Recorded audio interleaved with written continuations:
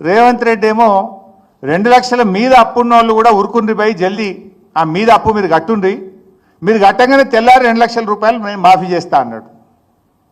మీరే చూసిండ్రు. ఇంకో మంత్రి వ్యవసాయ మంత్రి తుమ్మల నాగేశ్వరరావు ఏమో కట్టకురి ఇప్పుడే కట్టకురి, మీరు కట్టగానే మేము మాఫీ చేయకపోతే మళ్ళీ మమ్మల్ని తిడతారు, జర చెప్పినప్పుడే కట్టుర్రి అని తుమ్మల నాగేశ్వరరావు అన్నాడు. మీరు అందరూ చూసిండ్రు ఆ వీడియోలు. కట్టుర్రి పోయి కట్టంగానే మాఫీ చేస్తా అని రేవంత్ రెడ్డి, కటకురి మేము చెప్పినాకనే కట్టుండ్రు అని తుమ్మల నాగేశ్వరరావు. ఇది గతంలో జరిగింది. ఇక నిన్నటి సంగతి చెప్తా. ఏమంటాడు రేవంత్ రెడ్డి, అరే మీరు 10 ఏళ్ళు ఉన్నారు కదా భయ్, మీకు అనుభవం ఉన్నది కదా భయ్, గా టనల్ కూలిపోతానో ఇంకేదైనా పంటలు ఎండిపోతానో మాకు సలహాలు ఇవ్వాలి కదా, సూచనలు ఇవ్వాలి కదా అంటుండు. జరగదు చూసినాక మళ్ళీ మాట్లాడదాం. ముఖ్యమంత్రి ఏమన్నాడు, ఉత్తమ్ కుమార్ రెడ్డి ఏమన్నాడో ఒక్కసారి చూడండి. బాధతో ప్రభుత్వానికి అండగా నిలబడాలి. ప్రజలకు ఏదైనా కష్టం వచ్చినప్పుడు మనందరం కలిసి కట్టుగా ఆదుకోవడానికి ఆలోచన చేయాలి. ప్రజా సమస్యల్ని 10 ఏళ్ల పరిపాలన అనుభవం ఉన్న మీరు మాకు సూచన చేయాలి. ఈ రోజు నీళ్ల సమస్య వచ్చినా, కరెంటు సమస్య వచ్చినా, ప్రాజెక్టుల ప్రమాదం వచ్చినా మీ అనుభవాన్ని ఉపయోగించి ప్రభుత్వానికి సూచన చేయాలి తప్ప మీ పైశాచిక ఆనందం తెలంగాణ రాష్ట్రానికి మంచిది కాదు. హరీష్ రావు సలహా అవసరం లేదండి. హరీష్ రావు కంటే 100 రెట్లు అనుభవం ఉన్న వాళ్ళు ఈ ప్రాజెక్ట్ మీద పనిచేస్తారు. ఆయన ఏదో వచ్చి అంత నాకు తెలిసినట్టు ఎంత మట్టి తీయాలి, ఏడ కన్వేయర్ పెట్టి పెట్టాలి, ఏం టెక్నాలజీ పెట్టాలి, ఆయన సలహా అవసరం లేదు. మీరే విన్నారు. ముఖ్యమంత్రి ఏమో సలహా ఇవ్వమంటుండు, ఉత్తమ్ కుమార్ రెడ్డి ఏమో సలహా అవసరం లేదని బట్టి. అంటే ఇప్పుడు ఇలా ఎవరి మాట నమ్మాలి? ఉత్తమ్ది కరెక్టా, ముఖ్యమంత్రిది కరెక్టా? విషయం ఏంటంటే, సరే మా సలహాలు అంటే పట్టకపోయాయి. ఇవాళకి ఎస్ఎల్బీసీ సంఘటన జరిగి ఎన్ని రోజులు అయింది? 16-17 రోజులు అవుతుంది. కనీసం వాళ్ళు బతికున్నారా, చనిపోయినరా? వాళ్ళు ఎప్పటిలోగా బయటకు వస్తారు? అసలు ఆ 16 మంది కుటుంబ సభ్యుల జాగలో మనం ఉంటే, ఆ 8 మంది కుటుంబ సభ్యుల జాగలో మనం ఉంటే వాళ్ళు పడే మనోవేదన ఎంత? 16 రోజులైంది. ఆ 8 మంది భార్య, పిల్లలు, తల్లిదండ్రులు, వాళ్ళ అక్కా చెల్లెళ్ళు, అన్నదమ్ముళ్ళు ఎంత బాధ, ఎంత మానసిక క్షోభ అనుభవిస్తారు? మీరు జోక్ చేస్తున్నారు. ఒక ఆయన్నేమో చేపలు తిరుగుతుండు, ఇంకొక ఆయన్నేమో చేపల పులుసు చేసుకొని తింటుండు. ఉత్తమ్ కుమార్ రెడ్డి 4 రోజులైనాక ఏమన్నాడు, 2 రోజుల లోపల వాళ్ళని బయటకు తెస్తున్నాము అన్నాడు. నేను పోయేసిన తెల్లారేమో 6 రోజులైనాక ఇంకా 3 రోజుల్లో బయటకు వస్తాడు అన్నాడు. 10వ నాడు రేవంత్ రెడ్డి పోయి 3 రోజులు అయిపోద్ది అన్నాడు. నిన్న ఉత్తమ్ కుమార్ రెడ్డి పోయి ఏమన్నాడు, మళ్ళా 11 తారీఖు వస్తాను అంటే జోక్ చేస్తుంది గవర్నమెంట్. 8 మంది ప్రాణాలంటే మీకు విలువ లేదు, లెక్క లేదు. You are playing with lifes. Is it the way to handle the things? Conveyor belt ప్రారంభించడానికి 10 రోజులు పట్టింది మీకు.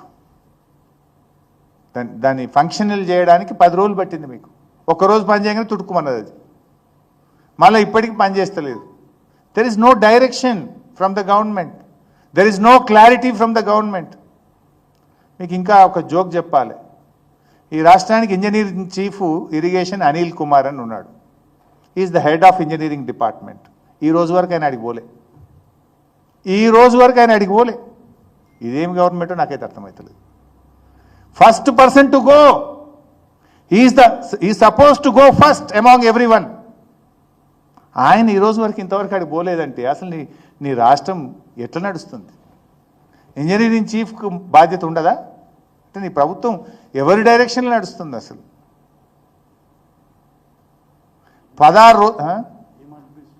16 రోజుల తర్వాత కూడా పాపం వాళ్ళు బతికున్నారా, చనిపోయినరా, ఎప్పుడు బయటకు వస్తారు, ఏం జరుగుతుంది? ఒక క్లారిటీ ఇచ్చిందా గవర్నమెంట్? నీ సలహాలు అవసరం లేదని పెద్ద పెద్ద మాటలు మాట్లాడినావు కదా ఉత్తమ్ కుమార్ రెడ్డి గారు. సరే, మేమేం ఫీల్ కాము.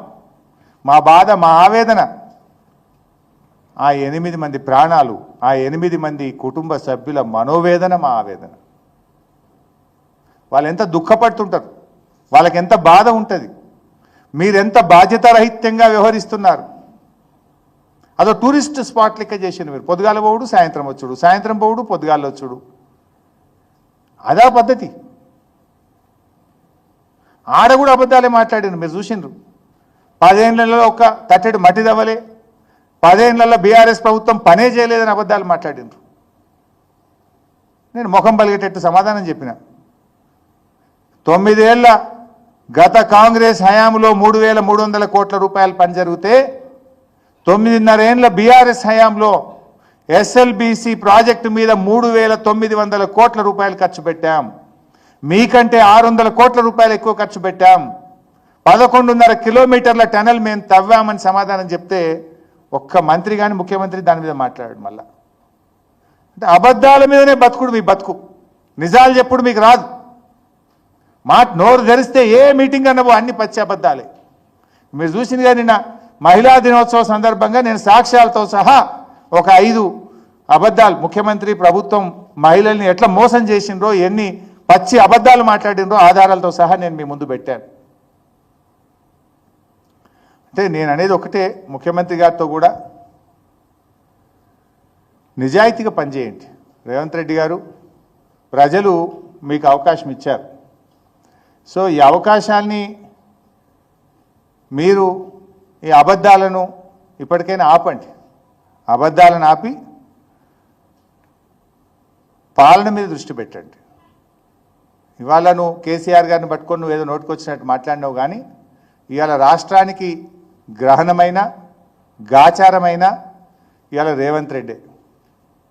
నీ 15 నెలల పాలనలో ఆటో డ్రైవర్ల ఆత్మహత్యలు, చేనేత కార్మికుల ఆత్మహత్యలు, బిల్డర్ల ఆత్మహత్యలు, రైతుల ఆత్మహత్యలు,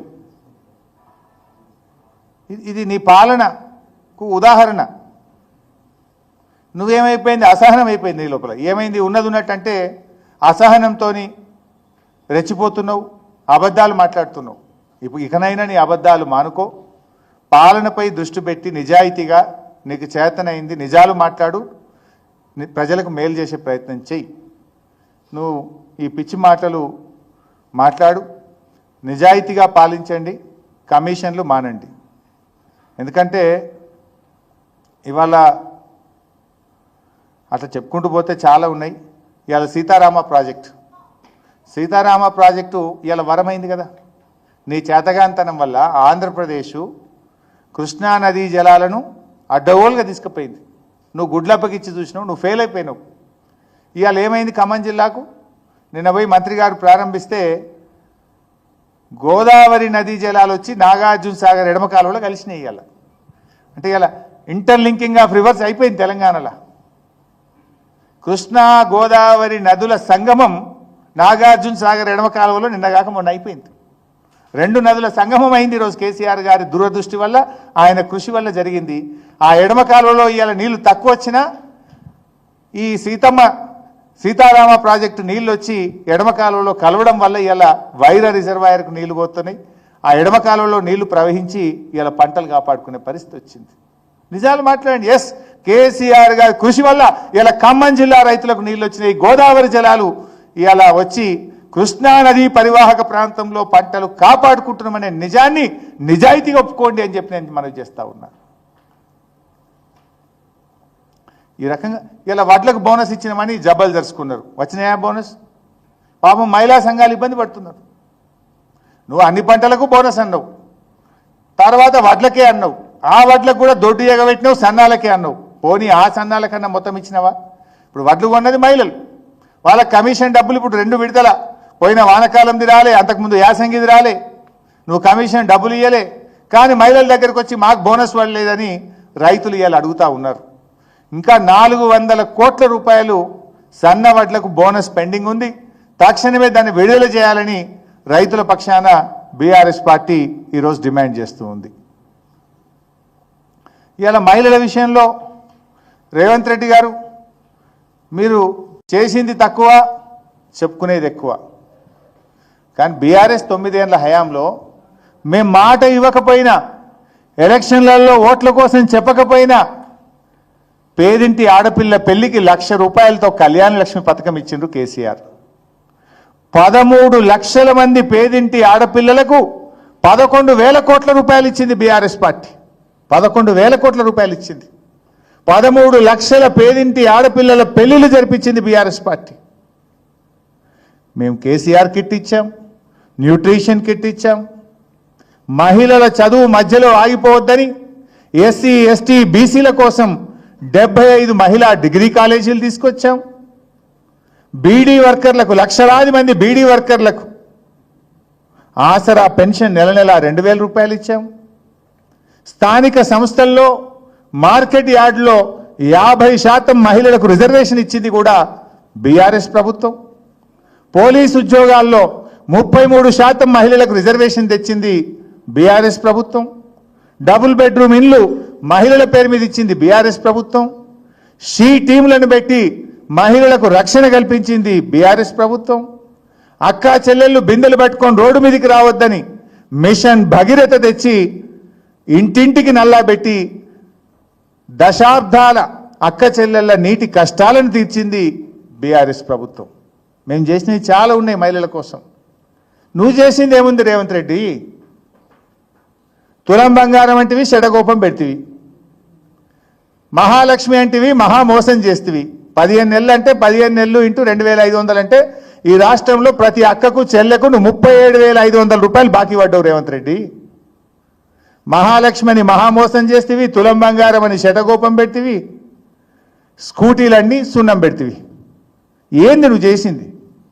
పోనీ కేసీఆర్ గారు ఇచ్చే పథకాలను కొనసాగించినవా అంటే కేసీఆర్ కిట్ బంద్, న్యూట్రిషన్ కిట్ బంద్ అంటివి. అని కేసీఆర్ గారు ఇచ్చిన బతుకమ్మ చీరలు బంద్ పెడితివి. ఒక్కొక్క పథకం బంద్ పెట్టుడే తప్ప నువ్వు ఇచ్చింది ఏంది అని నేను అడుగుతా ఉన్నా. ఉత్త డొల్ల మాటలు, గోబల్స్ మాటలు, అబద్ధ ప్రచారాలు తప్ప నిన్నటి మీటింగ్లో నువ్వు ఇచ్చింది ఏంది? కేసీఆర్ కిట్ ఎందుకు బంద్ చేసినావు? బతుకమ్మ చీరలు ఎందుకు బంద్ చేసినావు? న్యూట్రిషన్ కిట్ ఎందుకు బంద్ చేసినావు? నేను అడుగుతా ఉన్నా. మళ్ళా మంచినీళ్ళ కష్టాలు మోపైనాయి. పాపం అక్క చెల్లెలు బిందెలు మోసుకుపోతున్న ఫోటోలు పత్రికల్లో, టీవీల్లో వస్తూ ఉన్నాయి. ఇప్పటికైనా నిజాయితీగా ప్రజల పక్షాన్ని ఆలోచించు తప్ప ఇంకా నువ్వు అబద్ధాలతోని, ఈ ప్రచారంతో ఇంకా ముందుకు పోలేవు. నువ్వే ప్రజల ముందు నవ్వుల పాలవుతున్నావు. ప్రజలు నీ అబద్ధపు మాటల్ని, నీ మోసపు మాటల్ని, చెయ్యని పని